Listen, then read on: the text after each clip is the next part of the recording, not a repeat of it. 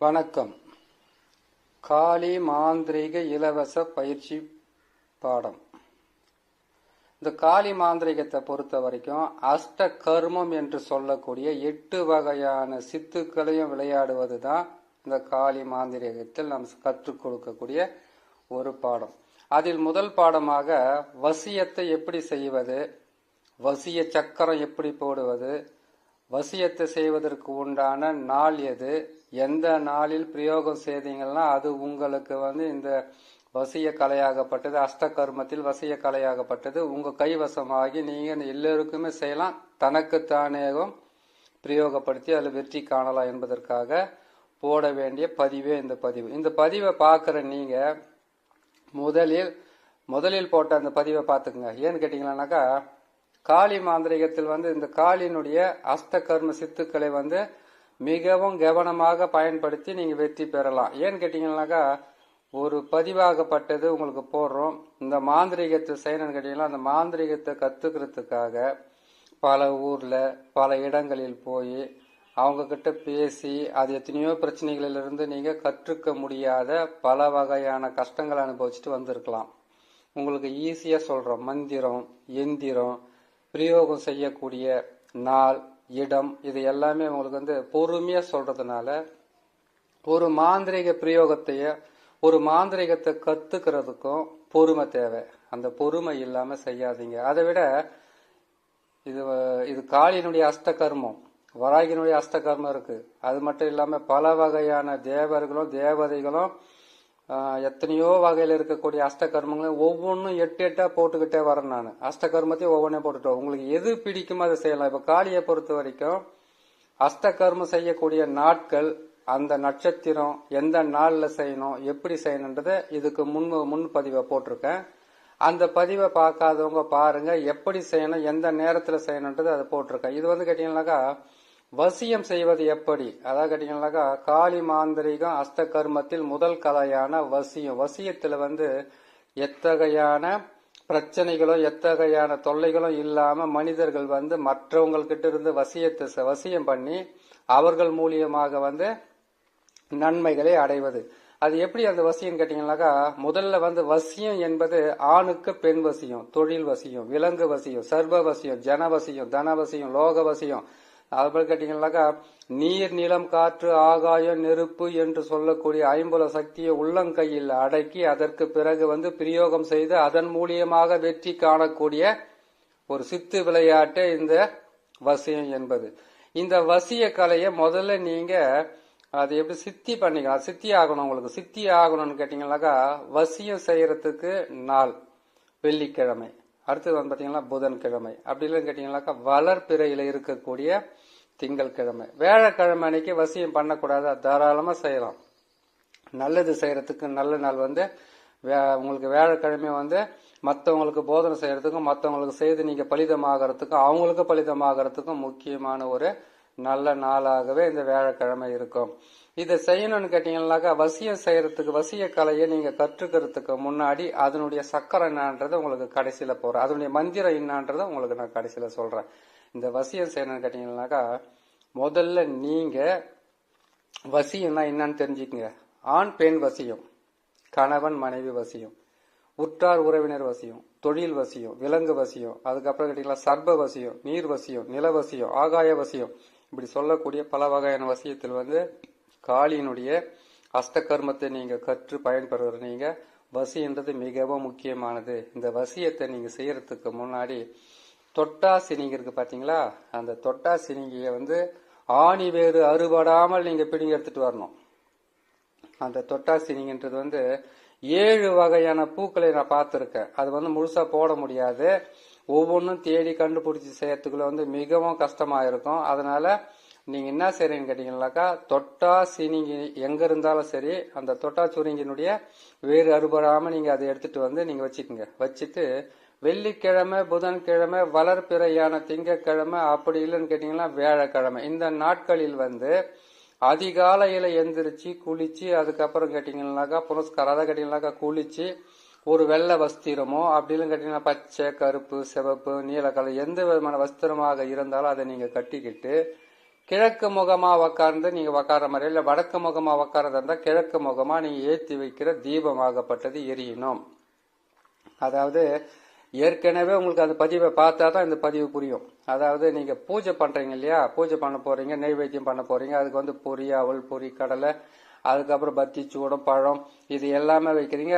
முடிஞ்சவங்க வந்து காளியினுடைய வசியத்தை நீங்க செய்யணும் கேட்டீங்கன்னாக்கா மாமிச உணவும் நீங்க செய்து போடலாம். அதாவது கேட்டீங்கன்னாக்கா நான்வெஜ் நீங்க செய்து கீழே போட்டுட்டு அதுக்கப்புறம் நீங்க பிரயோகம் பண்ணலாம். அது வந்து கேட்டீங்கன்னா அதிகாலையில நீங்க செய்யறதுக்கு முதல்ல வந்து கேட்டீங்கன்னாக்கா முதல் படியே மாந்திரிகை எப்படி செய்யறதுன்னு ஒரு பதிவு போட்டிருக்கேன்னு சொன்னோம் இல்லையா, அந்த பதிவாகப்பட்டதை நீங்க முழுசா கேளுங்க.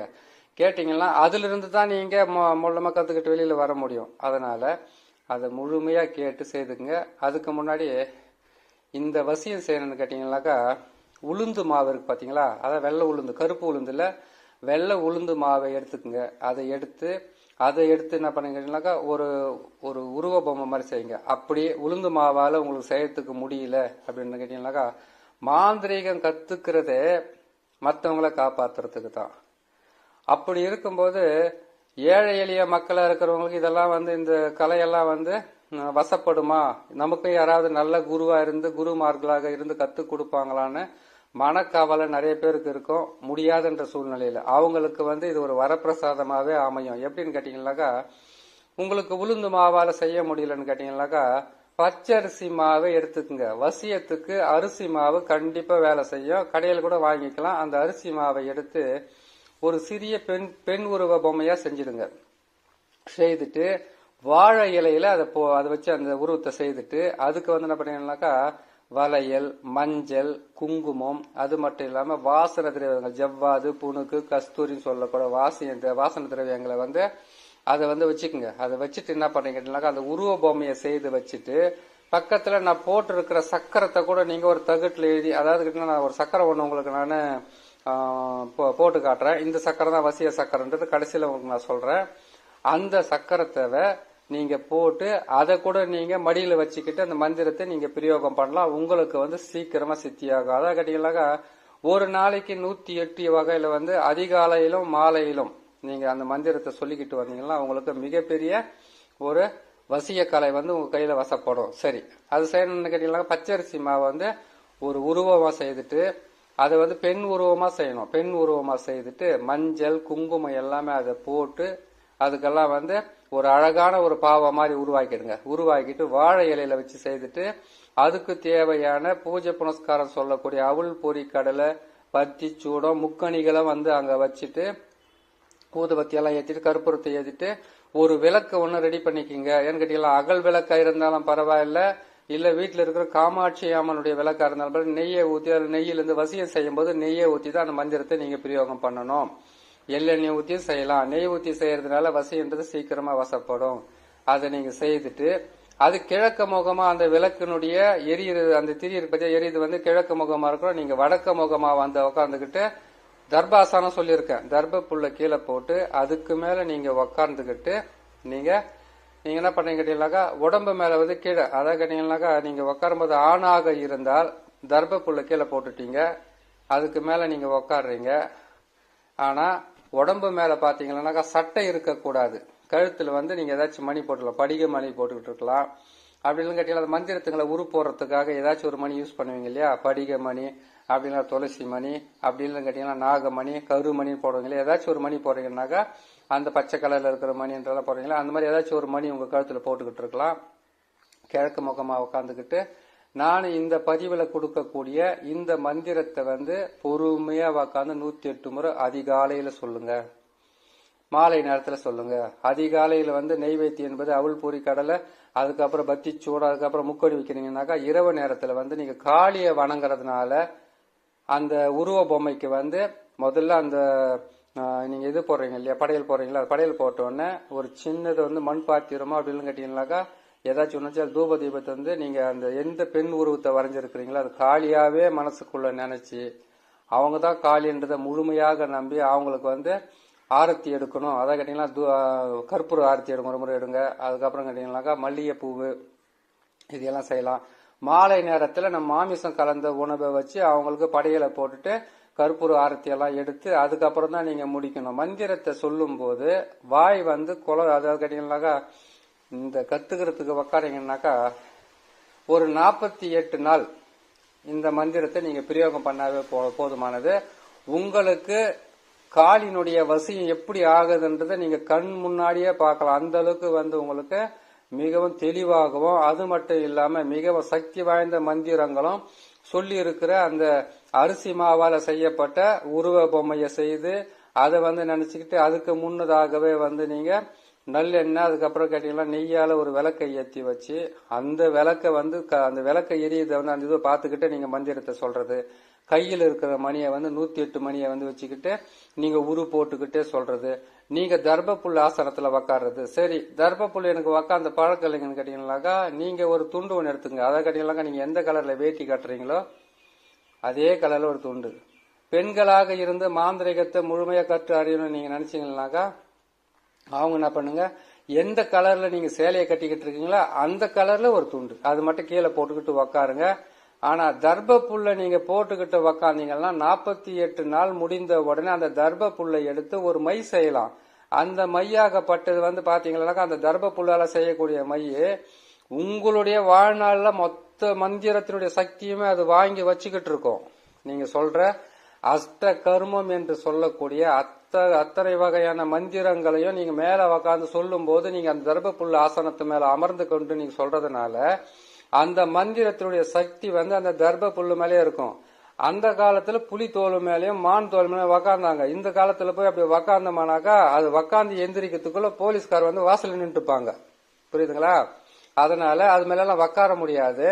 நீங்க என்ன செய்றீங்கன்னு கேட்டீங்கன்னாக்கா தர்ப புல்லு வாங்கி போட்டு உக்காருங்க. அப்படின்னா தொட்டாசு நீங்க சொன்ன இல்லையா, அதையும் கொண்டு வந்து தர்ப புல்லோட சேர்த்து வச்சு வைக்கலாம்.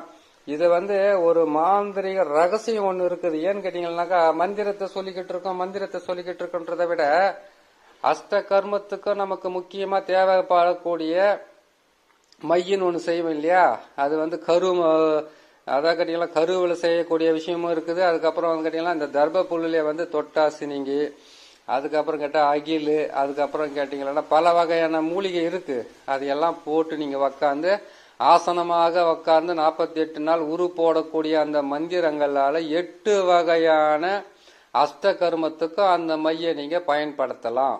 அதனுடைய ரகசியன்றது அந்த மையை எப்படியெல்லாம் செய்யலான்றது இன்னொரு அடுத்த பதிவிலே உங்களுக்கு போட்டுறேன். ஏன்னு கேட்டீங்கன்னாக்கா நீங்க உட்காரும் போதே இந்த மூலிகையெல்லாம் சேர்த்து வச்சுக்கிட்டு அதை கீழே போட்டு அதுக்கு மேல நீங்க உட்கார்ந்த மந்திரத்தை சொன்னீங்கன்னாக்கா அதுக்கும் சக்தி அதிகரித்து அதுவும் உங்களுக்கு வந்து உலகத்திலே மிகப்பெரிய ஒரு சிறந்த மந்திரவாதிகளாக மாறலாம். ஏன்னு கேட்டீங்கன்னாக்கா மாந்திரிகராக நம்ம வந்து ஆகணும்னு நினைக்கிறதுக்கு மற்றவங்களுக்கு நல்லது செய்யணுன்றது 2வது பட்சம். முதல் இருக்கக்கூடிய குறை என்ன கேட்டீங்கன்னாக்கா நாம செய்து நமக்கு இருக்கிற பிரச்சனைகளும் நமக்கு இருக்கிற எதிரிகளும் நமக்கு இருக்கிற பற்றாக்குறையும் நமக்கு இருக்கிற எல்லா தொந்தரவுகள் இருந்து விடுபடணுன்ற ஒரு முதல் எண்ணம் தான். ஏன்னு கேட்டா ஒரு எதிரி இருப்பான், 10 மந்திரவாதிகிட்ட போயிருப்பீங்க, பலன் இல்லாம இருக்கும். அதனால நீங்க என்ன செய்வீங்கன்னு கேட்டீங்கன்னாக்கா எங்க போய் நம்மளுக்கு குணமாகலன்னு நம்மளே மந்திரவாதி ஆகலான்னு ஒரு முடிவு எடுக்கலாம். இல்ல உங்களுடைய ஜாதகத்துல நீங்க தான் வந்து மந்திரவாதி ஆகணுன்ற ஒரு விதியா இருக்கிறதுனால எங்க போனாலும் பலிதமாகாம நீங்களே மந்திரவாதி ஆகலாம். இப்படியும் வந்து சில சூட்சமங்கள் இருக்கு. அதனால நீங்க என்ன செய்யறீங்க கேட்டீங்கன்னாக்கா எந்த ஆசனத்துல உக்கார தர்ப புல் ஆசனன்றது எல்லா வகையான அஷ்ட கர்மத்துக்கும் முக்கியமான ஒரு ஆசனம். ஆனா அதை நாம 48 நாள் முடிந்த உடனே 49வது நாள் அந்த ஆசனத்துல அந்த இதெல்லாம் எடுத்துட்டு போயிட்டு ஒரு மண் பாத்திரத்துல வச்சு அந்த தர்ப புல்லவை அதுக்கு வந்து பூங்கற்பூரத்தை வாங்கி போட்டு அதை எரிச்சு மையாக்கி அந்த மைய வந்து நீங்களே பூர்வத்துல வச்சுக்கிட்டு போனா ஜனவசியம் தனவசியம் சொல்லக்கூடிய அஷ்ட கர்ம வசியமும் உங்களுக்கு ஆகும். ஆனா அதுக்கு 4 நட்சத்திரம் ஓரன்னு ஒண்ணு இருக்குது. எல்லாமே ஈஸியா கிடைக்கிறதுல ஒவ்வொன்னா போடுறேன், இதை நீங்க கேட்டு பயன்பெறுங்க. சரி, அதோடு சேர்த்து எத்தனை மூலிகைகளை சேர்க்கணுன்றதை நான் உங்களுக்கு தெளிவா சொல்றேன். மாந்திரிகத்தை கத்துக்கணும்னு நினைக்கிற நீங்க ஏதாச்சும் ஒரு வேட்டியை கட்டிக்கிட்டோம், ஏதாவது ஒரு துண்டை போட்டுக்கிட்டோம், நம்ம தாடியை வளர்த்துக்கிட்டோம், நம்ம மீசையை வளர்த்துக்கிட்டோன்றதுனால தொட்டு மாந்திரிகத்துல வந்து மிகப்பெரிய மாந்திரிகரை ஆக முடியாது. ஏங்க அந்த வார்த்தையை சொல்றேன்? அப்ப கட்டிக்கிட்டு இருக்கிறவங்கள சும்மா இருக்கிறாங்களா அவங்க மேல குற்றமோ குறைய சொல்லல. நான் என்ன சொல்றேன் கேட்டீங்கன்னாக்கா அஷ்ட கர்மத்தினுடைய மகிமையை தெரிஞ்சாவே போதுமானது. நீங்க மாந்திரிகர் எந்த நாள்ல எதை தொடலான்றது முக்கியமா தெரிஞ்சுக்கணும். அந்த மூலிகைகளை வந்து எந்த நாள்ல எடுக்கணும், எந்த ஓரையில் எடுக்கணும், எப்படி எடுக்கணும் தெரிஞ்சாவே போதுமானது, நம்ம கரெக்டாக செய்து முடிச்சிடலாம். சரிங்களா? அப்படி இருக்கும்போது என்ன பண்ணீங்கன்னா, மாந்திரிகத்தை பிரயோகம் பண்றது எப்படி, மாந்திரிகத்தை பிரயோகம் பண்ணி ஜெயிக்கிறது எப்படி, என்னென்ன செய்யலான்றதெல்லாம் வந்து நான் சொல்றேன். இப்போ நான் போட்டிருக்கிற இந்த காளியினுடைய அஷ்டகர்மத்தில் வந்து வசிய சித்து, வசியம் என்று சொல்லக்கூடிய ஒரு கலை, அஷ்டகர்மத்தில் முதல் கலை வசிய கலை. அந்த வசிய கலையை செய்வது எப்படி, அதனுடைய மந்திர பிரயோகம் எப்படி, எந்த நாள்ல செய்யணுன்றதையும் உங்களுக்கு முதல்ல சொல்லியிருக்கேன். அந்த நாளையே நீங்க பயன்படுத்திக்கிங்க. அது செய்வதற்கு முன்பதாக இந்த ஆசனத்துல உட்காந்து வெள்ளிக்கிழமை முதல்ல ஆரம்பிக்கலாம் அவசியத்துக்கு. திங்கக்கிழமை இருந்தா வளர்க்குறியா இருந்தா அன்னைக்கு ஆரம்பிங்க. அப்படி இல்லைன்னு கேட்டீங்கன்னாக்கா, வீட்டுல எனக்கு உக்காரத்துக்கு வசதி இல்ல, மிகப்பெரிய இம்சியாவும் தொல்லைங்களாவும் இருக்கிறாங்க எல்லாமே பண்றவங்கன்னு கேட்டீங்கன்னாக்கா, ஏதாச்சும் ஒரு மரம், அதை கேட்டீங்களா வேப்ப மரமா இருக்கலாம், அப்படி இல்லைன்னு கேட்டீங்களா ஆலமரம் அரச மரமா இருக்கலாம், அப்படி இல்லைன்னு கேட்டீங்கன்னாக்கா ஆத்து மணல்ல போய் உக்காந்து செய்யலாம். அதிகாலையில இரவுல செய்யறது தானே எனக்கு வேலை அப்படின்னு கேட்டீங்கன்னாக்கா, வீட்டிலே செய்ய முடியும்னு கேட்டாக்கா, தர்பப்புள்ள போட்டு நான் சொன்ன மாதிரி அந்த வசிய உருவ பொம்மையை ஒன்று செய்துட்டு அந்த பாவையிலிருந்து நீங்க பயன்படுத்தி செய்யுங்க. செய்யறதுக்கு முன்னாடி அந்த விளக்கு சொன்ன இல்லையா, நெய் விளக்கு, அந்த நெய் விளக்கு ஒன்று அகல் விளக்குல போட்டு ஏற்றலாம். அப்படி இல்லைன்னு கேட்டீங்கன்னாக்கா காமாட்சி அம்மன் விளக்கு இருந்தாக்கா அதையும் போட்டு நீங்க செய்யலாம். இந்த வசிய சக்கரத்தையும், அந்த சக்கரத்தையும் உங்களுக்கு நான் போடுறேன், அந்த மந்திரத்தை நான் போடுறேன். இதை உக்காந்து அதிகாலையில சூரியன் உதிக்கிறதுக்கு முன்னாடி 108 உரு போடுங்க. ஒரு மணியை வாங்கி வச்சுக்கிட்டு அந்த மணி மூலியமா சொல்லிக்கிட்டே வாங்க. நீங்க உக்காரது வந்து தர்பப்புள்ள ஆசனத்தை மேல இருக்கணும். முடியலன்றவங்க வந்து நீங்க எந்த கலர்ல வேட்டியை கட்டிக்கிட்டு இருக்கீங்களோ அந்த கலர் வேட்டியில வந்து ஒரு துண்டு ஒன்று வாங்கி மடிச்சு போட்டு அது மேல உட்காந்து செஞ்சுங்க. தர்பப்புள்ள போட்டு உட்காந்து செஞ்சீங்கன்னாக்கா உங்களால வந்து உங்களை காப்பாற்றக்கூடிய ஒரு முக்கியமான ஒரு மைய செய்யக்கூடிய ஒரு மிகப்பெரிய ஒரு ரகசியம் இருக்குது அதுல. அதை நான் நாளைக்கு போடக்கூடிய பதிவில் நான் போட்டுக்கிட்டு வரேன். சரிங்களா? இதை செய்றீங்க. சரி, இதை செய்யும் போது தர்பப்புல் எல்லாம் வாங்கிட்டீங்க, இதெல்லாம் செய்றீங்க, தீட்டு படக்கூடாது. தீட்டுன்றது வந்து வீட்டுல வந்து அம்மா இருக்கிறாங்க, மனைவி இருக்கிறாங்க, பொண்ணு இருக்குது, அக்கா தங்கச்சிங்க இருக்கிறாங்க, அவங்க வந்து மென்சஸ் ஆயிட்டா என்ன பண்றதுன்னு கேட்டீங்கன்னாக்கா, அதுக்காக ஒரு ரூமை ஒண்ணு தனியா ஒதுக்குங்க. ஒரு சின்னதா ஒரு 10க்கு 10 ரூம் இருந்தாலும் அந்த ரூமை ஒதுக்கி அதுல வந்து ஒரு அந்த காளியினுடைய உருவ பொம்மை அப்படின்னு கேட்டா, உருவ சிலை அப்படின்னு கேட்டீங்கன்னா, உருவ போட்டோ அப்படின்னு கேட்டீங்கன்னா, நீங்க வந்து அந்த அரிசி மாவால செய்றீங்க பாத்தீங்களா ஒரு உருவ பொம்மை, அதையே காளியாக நீங்க செய்து கூட அதை நீங்க கண்ணால பாத்துக்கிட்டு நீங்க சொல்லலாம். சொல்லும் போது இந்த மந்திரம் சொல்லும் போது வந்து தீட்டு படக்கூடாது. இது கத்து முடிக்கிற வரைக்கும் தான். கத்து முடிச்சதுக்கு அப்புறம் வந்து அதுக்குள்ள வந்து உங்களுக்கு ஞான மார்க்கன்றது வந்து அதிகமா கிடைக்கும் போது நீங்களே தெளிவுபட நீங்க செய்யறதுக்கு ஆரம்பிச்சிடுவீங்க. தீட்டு படக்கூடாது, சாவு தீட்டுக்கு போகக்கூடாது.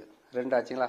காளிக்கு தான் நான்வெஜ் எல்லாமே பிடிக்குனாக்கா அது நீங்க கத்துக்கிட்டதுக்கு அப்புறம் தான் அதை பத்தியெல்லாம் நீங்க முடிவு பண்ணணும். ஆரம்பத்துல வந்து ஒரு மாந்திரிகத்தை கத்துக்கும் போது தடைகள் நிறைய வரும்.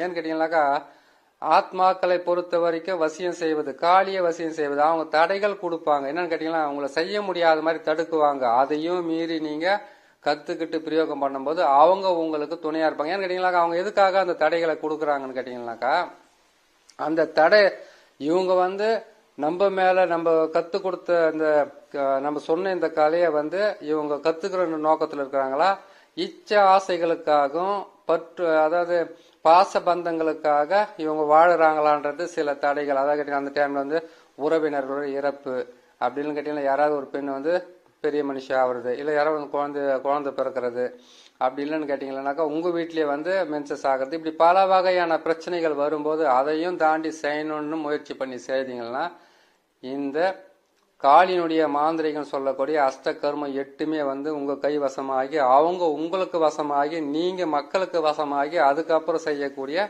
மிகப்பெரிய ஒரு ரகசியமான வேலை தான் இது. இந்த மாந்திரிகத்துல வெறும் இந்த மந்திரத்தை சொன்னா மட்டும் இது மந்திர உரு, இது மந்திரங்கள் சொல்றது.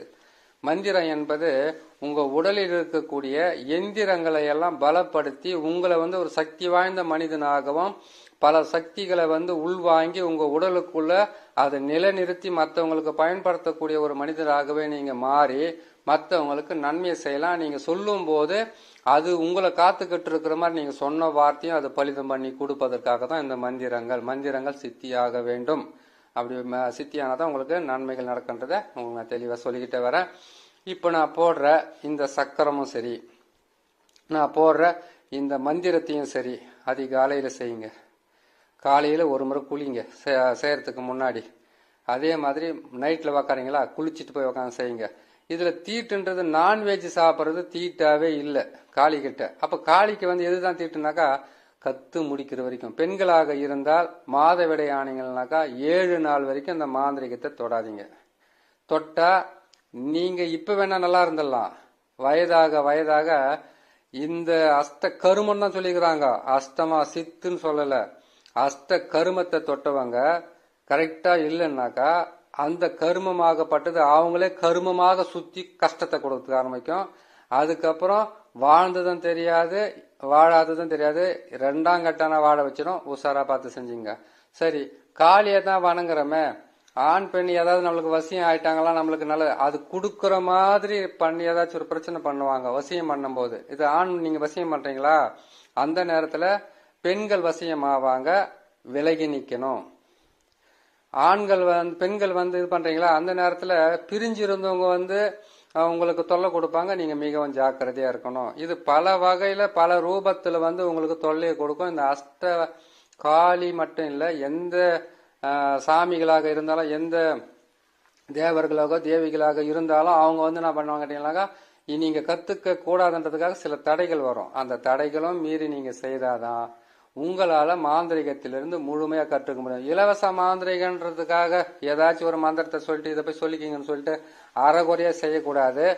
கொடுக்கறது ஒரு பதிவா இருந்தாலும் கருத்துல நிக்கிற மாதிரி தெளிவா புரியுற மாதிரி கொடுக்குற பாருங்க, புரிஞ்சு செய்யுங்க. அந்த தர்ப்பப்புல் வாங்கி வச்சுக்கோங்க, தீட்டுப்படாத மாதிரி பாத்துங்க. மன உறுதியோட நெஞ்சுறுதியோட செய்யுங்க. 48 நாள்ன்றது ஒரு பெரிய விஷயமே கிடையாது. அதை செய்து முடிங்க. ஊர் ஊரா சுத்தி காடு காடா சுத்தி எனக்கு எதுவுமே நடக்கல, எனக்கு எதுவுமே கிடைக்கலன்றதோட இதை உக்காந்து தெளிவுபட செய்யுங்க. உங்களுக்கு எல்லா வகையான நன்மைகளும் கிடைக்கும், நடக்கும் என்று சொல்லி இன்னும் ஒரு நல்ல பதிவில் உங்களை நான் சந்திக்கிறேன். நன்றி, வணக்கம்.